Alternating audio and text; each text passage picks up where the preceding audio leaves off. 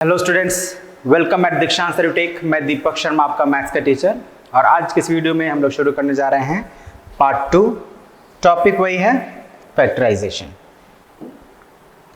तो क्या पढ़े थे हम लोग फर्स्ट पार्ट में? तो बेसिकली मैंने आप लोग को ये फर्स्ट और थर्ड टॉपिक है ना, जिसमें हम लोग रीग्रुपिंग टर्म्स को रीग्रुप करके फैक्टराइज करना, अलजेब्रिक एक्सप्रेशन को फैक्टराइज करना सीखे थे। और आइडेंटिटीज को यूज करके भी हम लोग अलजेब्रिक एक्सप्रेशन को फैक्टराइज करना सीखे थे, ठीक है। और इस पे कुछ न्यूमेरिकल्स भी बनाए थे। तो बेसिकली इस पार्ट में हम लोग इन्हीं दो जो मेथड्स हैं उसको यूज करके कुछ और न्यूमेरिकल्स करेंगे, ठीक है ना। तो उसके बाद जो हमारा टाइम अगर मिलेगा तो इसमें सेकंड जो बेसिकली ये थर्ड पॉइंट है हमारा, गलती सेकंड पॉइंट पे आ गया है, तो इस पर भी थोड़ा हम लोग चर्चा कर लेंगे, है ना। तो शुरू करते हैं। शुरू करने से पहले एक बार हम लोग वो आइडेंटिटीज़ जो यूज़ करने वाले हैं एक बार थोड़ा उसको मेंशन कर देते हैं। तो कौन कौन से आइडेंटिटीज़ यूज़ कर रहे थे हम लोग? तो पहला था हमारा a plus b to the whole square, a square plus 2ab plus B square. Second a minus b to the whole square is equal to a square minus 2ab plus B square. Third a square minus B square is equal to a plus b into a minus b. और एक आप याद रख सकते हैं x plus a into x plus b is equal to x square plus a plus b into x plus a b. तो ये main 4 identities हैं। अब ये जो हमारा फोर्थ नंबर है इससे रिलेटेड कुछ और आइडेंटिटीज भी हैं जो ध्यान रखिए, जैसे x plus a into x minus b. तो ये इस सिचुएशन में जाएगा x square plus a minus b into x plus a b. Not plus minus हो जाएगा यहाँ पे, ठीक है ना। क्यों माइनस हो जा रहा है? तो ध्यान दीजिए, ए पॉजिटिव है बी निगेटिव है, तो पॉजिटिव इंटू निगेटिव निगेटिव हो जाएगा, ठीक है। और इसमें क्या था कि एक बार ए को माइनस कर देते हैं, है ना, एक बार बी को माइनस किए ए को प्लस, अब ए को माइनस कर दे रहे बी को प्लस। तो इस सिचुएशन में क्या हो जाएगा, एक्स स्क्वायर माइनस, देखिए माइनस ए है ना। तो माइनस जब अगर हम कॉमन ले लेंगे तो ए क्या हो जाएगा, पॉजिटिव हो जाएगा और बी हो जाएगा निगेटिव, यानी बी माइनस में हो जाएगा। और फिर again minus a into plus b minus a b. ये एक ट्रिक है, इस तरह से अगर आप ध्यान रखेंगे तो आप फॉर्मूला भूलेंगे नहीं। और एक कंडीशन क्या हो सकता है कि दोनों ही निगेटिव हो जाए। दोनों ही पॉजिटिव का तो हमने पहले ही लिखा है, अगर दोनों ही निगेटिव हैं तो फिर क्या होना चाहिए? तो ध्यान दीजिएगा, अगेन एक्स स्क्वायर हो जाएगा, एक्स स्क्वायर तो हर बार रहेगा। यहाँ माइनस ए है माइनस बी, मतलब ए और बी दोनों ही निगेटिव हैं, तो निगेटिव कॉमन हम लेंगे। तो जैसे यहाँ पे क्या होता है, निगेटिव कॉमन लेते तो ए प्लस और बी माइनस हो गया था, लेकिन यहाँ पे दोनों ही माइनस है तो दोनों ही प्लस हो जाएगा, क्योंकि हमने माइनस कॉमन ले लिया है। और अगेन फिर negative a into negative b positive a b हो जाएगा। तो इस तरह से आप याद रख सकते हैं, मेन हमारा ये है। और इसी का प्लस माइनस चेंज करके इसी से रिलेटेड 3 और आइडेंटिटीज बन रहे हैं, ठीक है। तो अब हम लोग शुरू करते हैं। पिछला जो पार्ट था उसमें मैंने आप लोग को ये सॉल्व कर दिया था और इसको मैंने आप लोग एक्सप्लेन किया था, बट इस पार्ट में मैं कर दे रहा हूँ, अगर आप नहीं कर पाए हो तो ध्यान दीजिएगा। तो यहाँ पे अगर आप ध्यान दें तो ए यहाँ है, यहाँ ए बी और यहाँ पे बी है। तो ए और ए बी यही 3 है जो थोड़ा रिलेटेड है, ये सी तो अलग हो गया। अगर इसको आप मैच करेंगे तो फिर कोई भी आइडेंटिटीज यूज़ नहीं कर पाएंगे। तो हम लोग यही 3 टर्म्स के अकॉर्डिंग करते हैं इसको। तो 16a स्क्वायर को लिख देते हैं 4a to the whole square minus 40ab है। अच्छा, इसको नहीं समझ में आ रहा ना, तो 25 को कर देते हैं 5b स्क्वायर। अब हमारा फॉर्मूला में क्या होना चाहिए, 2ab होना चाहिए।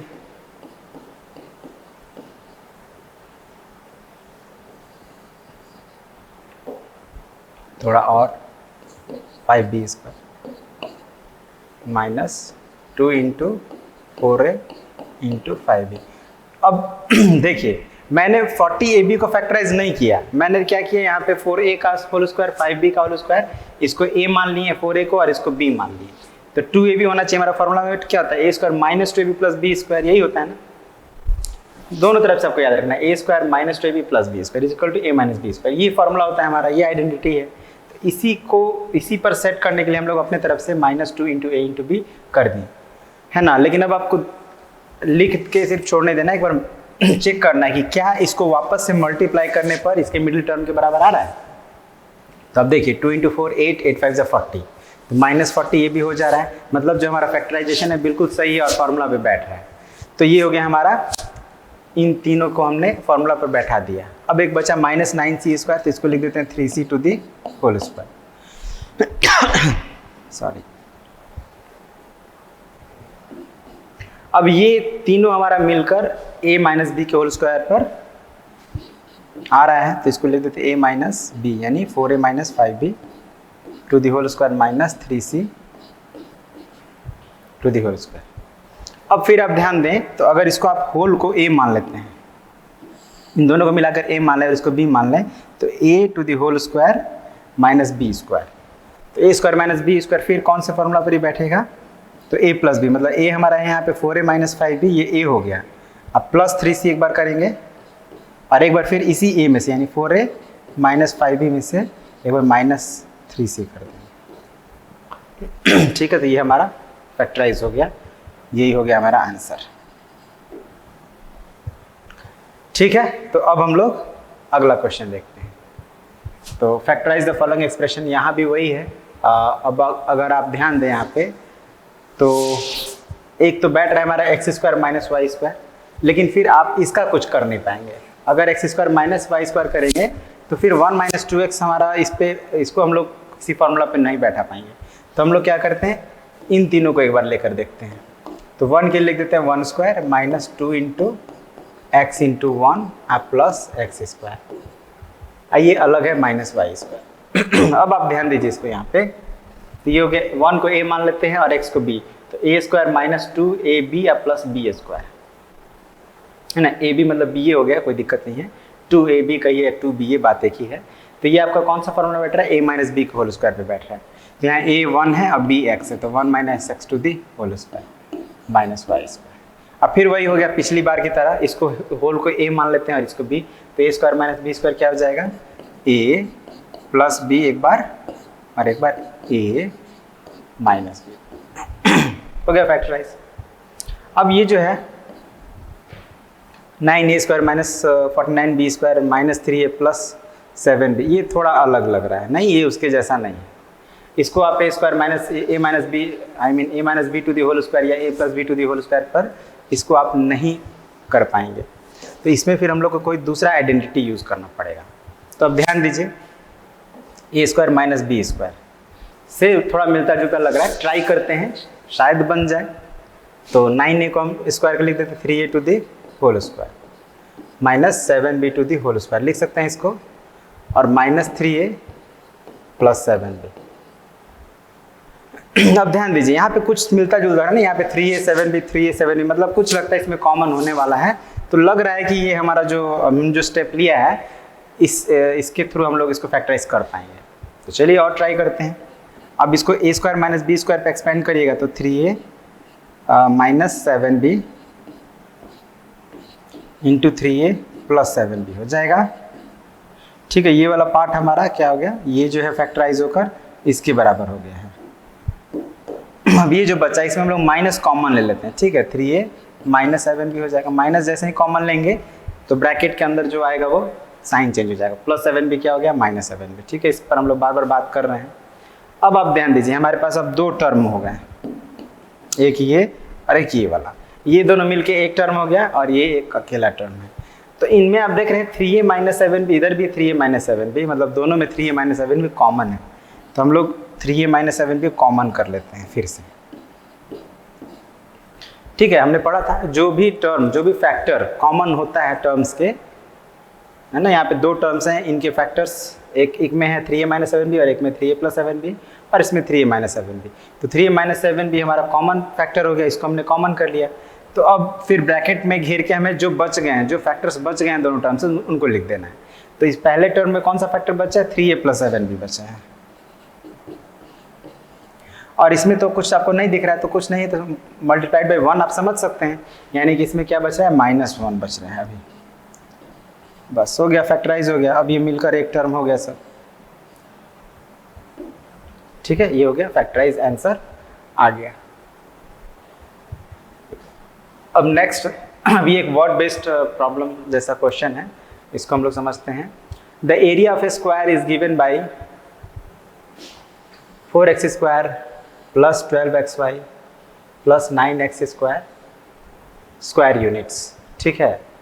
तो ये एक्चुअली ये इधर का यूनिट है और ये उसका वैल्यू है, एक्सप्रेशन है।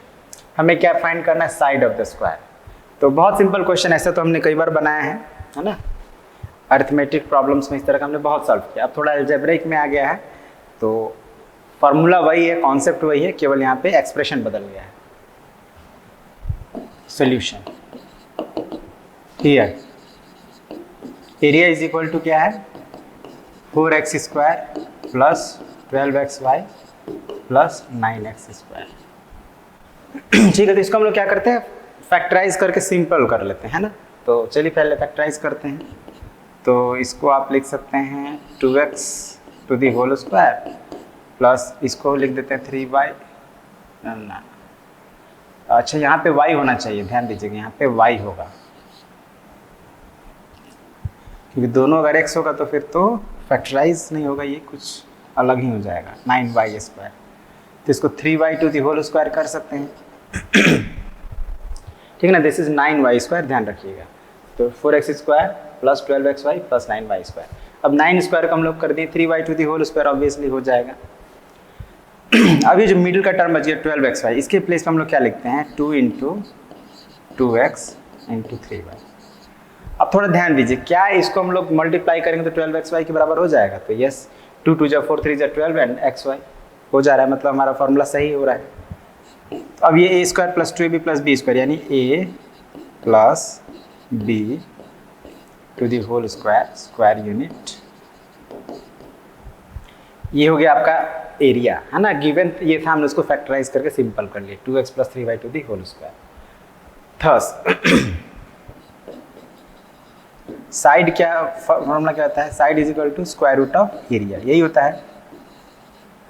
और एरिया कितना है, सिंपल वाला लिखते हैं 2x + 3y²। अब आप देख रहे हैं स्क्वायर है और स्क्वायर रूट भी है, तो स्क्वायर और स्क्वायर रूट दोनों कैंसिल हो जाएगा, ये स्क्वायर रूट कैंसिल हो जाएगा स्क्वायर से, तो बचेगा क्या, 2x + 3y।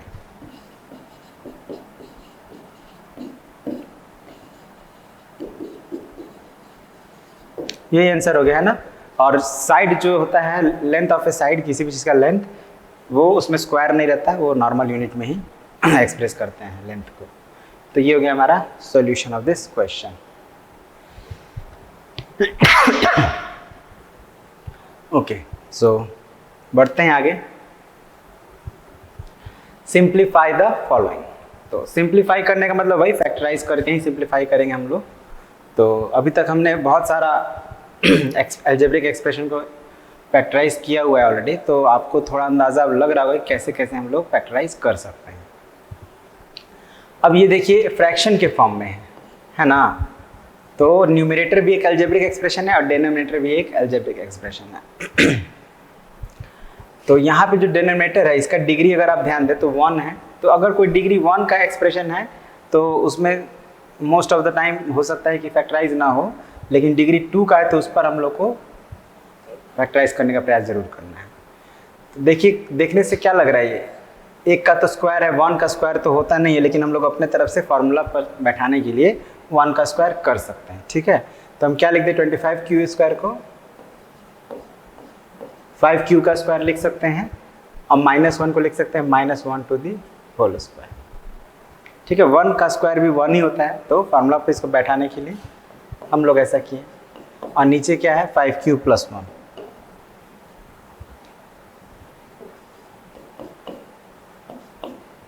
अब ये ऊपर क्या हो रहा है, a² - b², मतलब a + b × a - b।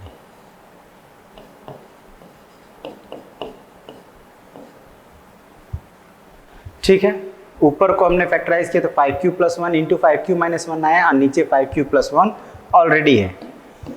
तो आप समझ सकते हैं कि ये जो 5q + 1 और ये 5q + 1 सेम है, एकदम एग्जैक्टली सेम है, तो कट जाएगा। तो बचा क्या, 5q - 1, यही हो गया आंसर। मतलब सिंप्लीफाई हो गया, क्या बच गया, 5q - 1। अब नेक्स्ट को भी वही करना है, हमें न्यूमरेटर को अलग फैक्टराइज करना है और डिनोमिनेटर को अलग। तो यहाँ पे क्या है हमारा, 4 टर्म्स में है ना, तो क्या होना चाहिए यहाँ पे,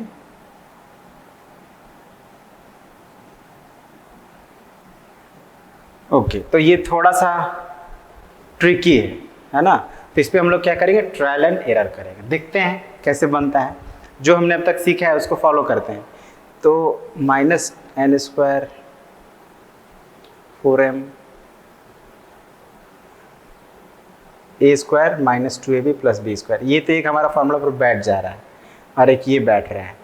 तो ठीक है, क्या करते हैं हम लोग, देखिए इसको ध्यान दीजिएगा क्या कर रहे हैं। 16m² है तो इसको हम लोग लिख देते हैं 4m² हो जाएगा। अब ये जो 3 टर्म है इसको हम लोग कॉमन कर लेते हैं माइनस, तो क्या हो जाएगा, n² + 2n + 1, ठीक है, हो गया। अब नीचे क्या रहेगा, 4m - n - 1, ठीक है। अब ध्यान दीजिएगा इसको, ये अभी भी इसको 4m² लिखते हैं और ये माइनस, इसको लिख देते हैं n² +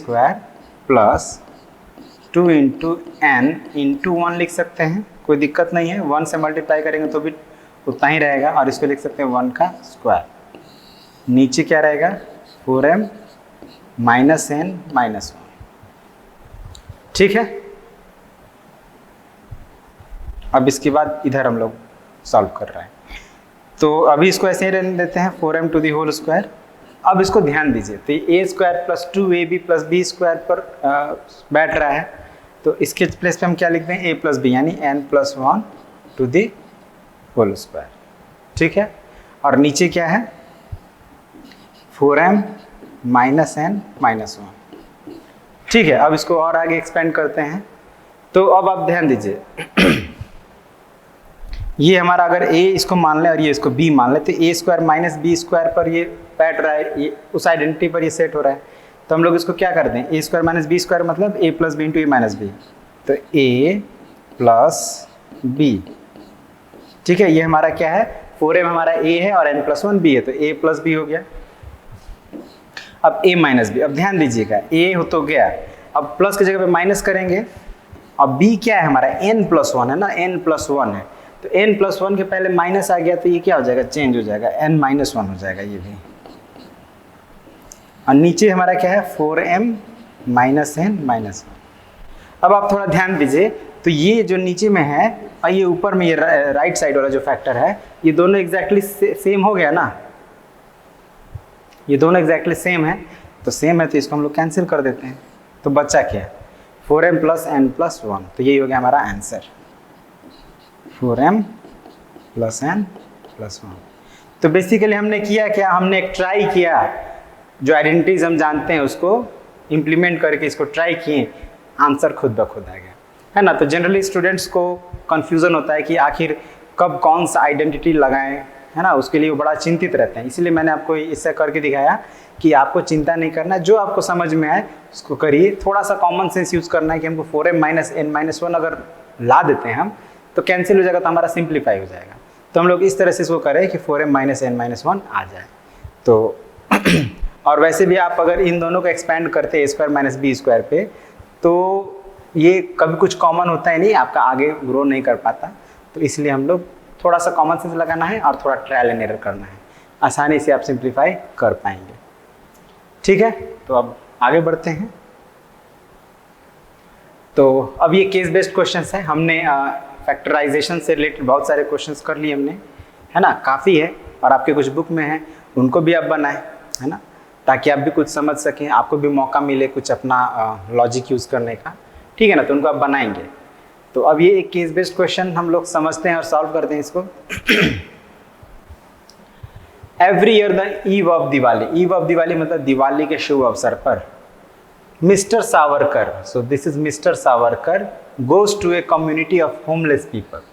ये कहाँ जाते हैं? एक ऐसे कम्युनिटी में जाते हैं, ऐसे लोगों के बीच में जाते हैं जिनको घर नहीं होता है, होमलेस होते हैं लोग, है ना, अपना घर नहीं होता है, कहीं पे रह रहे हैं, है ना, किसी आश्रम वगैरह में, आप सुने होंगे ये सब चीज़। The amount of money donated to each family by him is the same as the number of families. अब वहाँ पे जाते हैं, किस लिए जाते हैं वो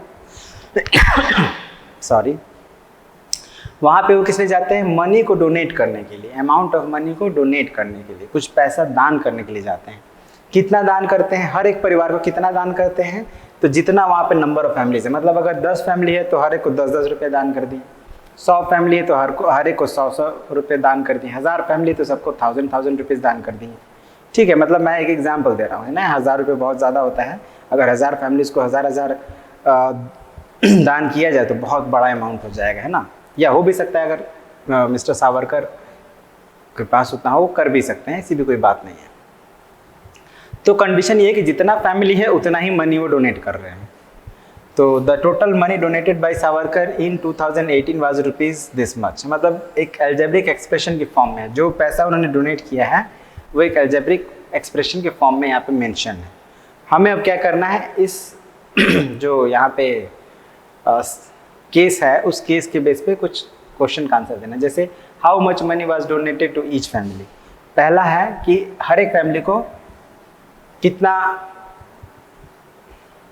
money donate as a donation दिया गया है। तो हम लोग इसको नेक्स्ट पेज पे समझते हैं। तो ध्यान दीजिएगा, क्वेश्चन क्या है कि जितना फैमिली है उतना ही पैसा दिया गया है। तो हमें तो पता नहीं है कितना फैमिली है ना, हमें मालूम नहीं है कितनी फैमिलीज है, तो हम लोग मान लेते हैं let the number of families is equal to, ध्यान दीजिएगा अभी ये इक्वेशन बेस्ड है और इक्वेशन अभी हमने सीखा नहीं, हम लोग अभी बहुत जल्द सीखेंगे, बट आप समझ सकते हैं कोई simples. Let the number of families is equal to,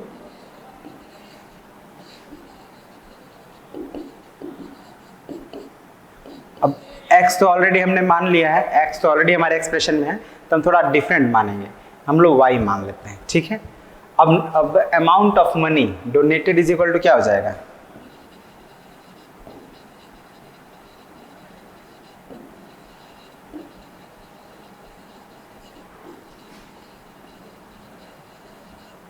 to each family is equal to,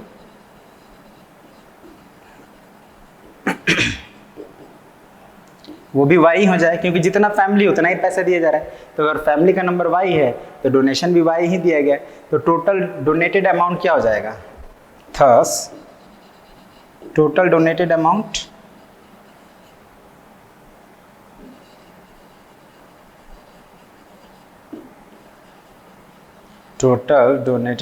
is equal to हो जाएगा y इंटू वाई, जितना फैमिली उतना मनी, तो y इंटू वाई हो जाएगा, मीन्स वाई स्क्वायर, ठीक है, वाई स्क्वायर हो गया। अब but according to question,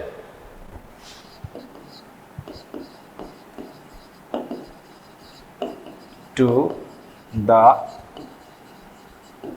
question, जो डोनेशन के अमाउंट है मतलब वाई स्क्वायर, वो किसके बराबर है 4x square plus 20x plus 14 है, यही है 4x स्क्वायर प्लस 28x 49, यही है आई थिंक, ठीक है। तो ये हो गया। अब हमें y का स्क्वायर, तो इसको हम लोग सिंप्लीफाई करके एक बार देखते हैं, ठीक है ना। मतलब y स्क्वायर क्या हो जा रहा है 2x to the whole square plus, और फिर अगेन इसको हम लोग 7 का स्क्वायर मान लेते हैं, 2 इंटू 2x इंटू 7। अब फिर इसको मल्टीप्लाई करके देखिए 28x हो रहा है, 2 टू 4 7 28x, ठीक है, हो जा रहा है, फॉर्मूला पे एकदम बैठ रहा है, कोई दिक्कत नहीं है। y square is equal to 2x plus 7 to the whole square. अब देखिए यहाँ पे अगर आप इक्वेशन का रूल बता देते हैं। लेफ्ट हैंड साइड में और राइट हैंड साइड में एक ही अगर ऑपरेशन को परफॉर्म किया जाए तो उसके वैल्यू में कोई डिफरेंस नहीं होता है। तो यहाँ पे भी इसका स्क्वायर है और यहाँ भी इसका स्क्वायर है, तो स्क्वायर से स्क्वायर क्या हो जाएगा, कैंसिल हो जाएगा। तो y क्या हो गया हमारा 2x + 7। ठीक है, और y किसको हम लोग माने हैं, तो अमाउंट ऑफ मनी है ना, नंबर ऑफ फैमिलीज। हमें क्या फाइंड करना, how much money was donated to each family, है ना। Thus amount of money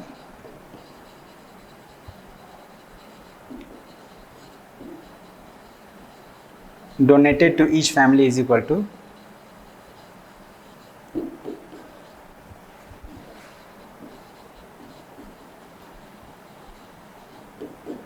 rupees 2x + 7। 2x + 7 हर एक फैमिली को पैसा दिया गया, ठीक है ना। और ये जो आंसर है हमारा एक अगेन अलजेब्रिक एक्सप्रेशन के ही फॉर्म में आया है, ठीक है। तो ये रहा हमारा पहला आंसर। अब सेकंड क्वेश्चन क्या है, if next year x + 5 more families join the community then how much money did Mr. Savarkar donate। अब अगले साल जो नंबर ऑफ फैमिलीज है वो x + 5 और एक्स्ट्रा हो गया, तो कितना पैसा दिया गया, x + 5 एक्स्ट्रा हो गया है। तो अब आप समझिए नंबर ऑफ फैमिलीज क्या हो गया, नंबर ऑफ फैमिलीज क्या होगा, तो जितना नंबर ऑफ मतलब जो अमाउंट ऑफ मनी था,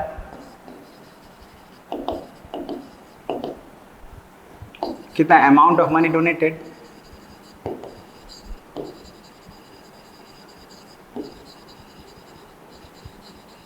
और अमाउंट ऑफ मनी डोनेटेड कितना हम लोग को फाइंड किए हैं 2x + 7, यही है ना डोनेटेड अमाउंट 2x + 7।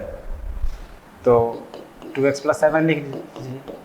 अब नेक्स्ट ईयर क्या होता है, ये फैमिली जो नंबर है कितना बढ़ता है, x + 5 एक्स्ट्रा हो जाते हैं, x + 5 बढ़ जाते हैं। तो नेक्स्ट ईयर नंबर ऑफ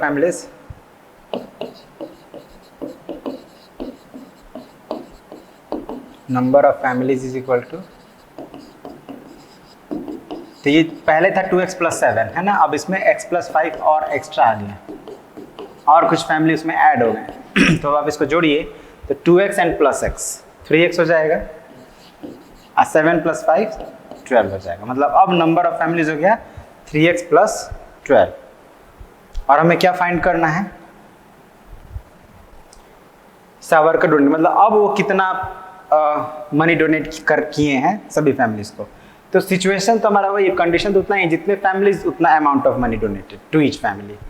तो total amount donated clearly total amount donated is equal to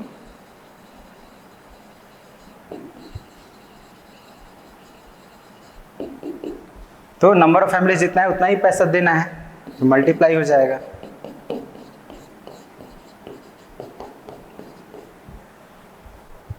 ठीक है, नंबर ऑफ फैमिलीज इतना ही है और हर एक फैमिलीज को इतना पैसा दिया जा रहा है, तो टोटल कितना हो जाएगा, मल्टीप्लाई कर देंगे। तो अब ये देखिए 3x + 12 to the whole square हो गया। अब a + b का होल स्क्वायर पे एक्सपेंड करिएगा तो 3x to the whole square + 2 × 3x × 12 + 12 square. अब इसको सिंप्लीफाई कर ली तो 3 × 3 = 9x² + 2 × 3 = 6 72x + 144 रुपीज़ है, तो रुपीज़ में सिंबल लगा लीजिए, ये हो गया आंसर। कितना डोनेशन दिए हैं वो 9x² + 72x + 144, इतना अमाउंट वो डोनेट किए हैं। ठीक है, तो इसी के साथ हम लोगों ने जो हमारा 2 टॉपिक था जिसमें हम लोग रीग्रुपिंग टर्म करके जो फैक्टराइजेशन करते थे या आइडेंटिटीज़ को यूज़ करके जो हम लोग फैक्टराइज कर रहे थे, है ना, तो उससे रिलेटेड हमने काफ़ी सारे क्वेश्चंस भी कर लिए। आई होप आपको सब क्लियर भी हुआ होगा। तो अब आपको क्या करना है कि आपके बुक में भी इससे रिलेटेड कुछ क्वेश्चन ज़रूर होंगे, ज़्यादा भी हो सकते हैं, आप उनको ट्राई करें ना, हर बार की तरह जो हम लोग करते हैं उस पर आप प्रैक्टिस करें ताकि आपको और क्लियर हो जाए। और जो नेक्स्ट हमारा था factorisation of algebraic expressions by splitting the middle term, इसको हम लोग नेक्स्ट पार्ट में कवर करेंगे, ठीक है, क्योंकि नया टॉपिक है और ऑलरेडी हमने काफ़ी टाइम स्पेंड कर दिया है, तो एक न्यू टॉपिक को न्यू वीडियो से मतलब नेक्स्ट पार्ट में ही शुरू करते हैं, ठीक है, और फिर उसमें उसको कंप्लीट करेंगे। ओके, तो आशा करता हूँ नेक्स्ट पार्ट में हमारा ये जो टॉपिक है, वो जो चैप्टर है वो कंप्लीट हो जाएगा, और आपसे जो मतलब जो आपको बताया जा रहा है आप उसको ज़रूर पालन कर रहे होंगे, आपको समझ में भी ज़रूर आया होगा। तो इसी के साथ आज के इस वीडियो को एंड करते हैं और मिलते हैं नेक्स्ट पार्ट में। तब तक के लिए thank you very much and have a nice day.